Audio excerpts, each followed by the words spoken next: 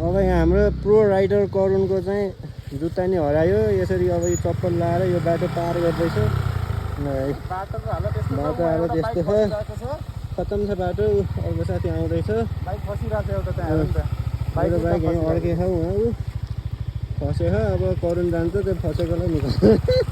ल गयो गयो गयो गयो गयो गयो केटो गयो केटो गयो।